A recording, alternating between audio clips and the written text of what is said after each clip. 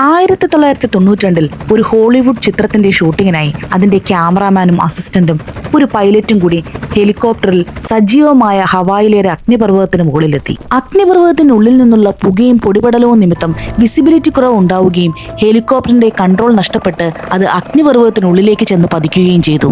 ഭാഗ്യമെന്ന് പറയട്ടെ, ഹെലികോപ്റ്റർ ചെന്ന് പതിച്ചത് പൊട്ടിയൊലിക്കുന്ന ലാവയ്ക്ക് തൊട്ടടുത്തുള്ള ഒരു തരിശു സ്ഥലത്തേക്കായിരുന്നു.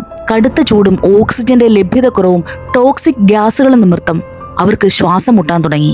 അവർ മൂന്നും കൂടി ഗർത്തത്തിന് സൈഡിലുള്ള പാറയിടുക്കുകളിൽ കൂടി മുകളിലേക്ക് കയറാൻ ശ്രമിച്ചു.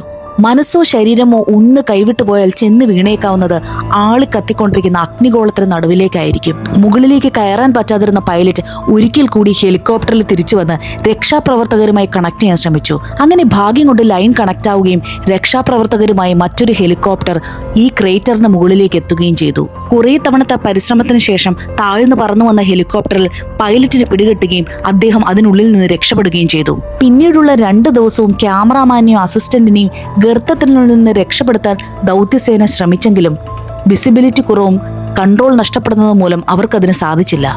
മരണഭീതിയോടെ ആ ഗർത്തത്തിനുള്ളിൽ കഴിഞ്ഞ ക്യാമറാമാനും അസിസ്റ്റന്റിനും 2 ദിവസത്തിന് ശേഷം ദൗത്യസേന എറിഞ്ഞുകൊടുത്ത ഒരു കയറിന്റെ തുമ്പത്ത് അത്ഭുതകരമായി അവർക്ക് പിടികിട്ടുകയും അതിൽ പിടിച്ച് അവർ ജീവിതത്തിലേക്ക് തിരിച്ചു കയറുകയും ചെയ്തു.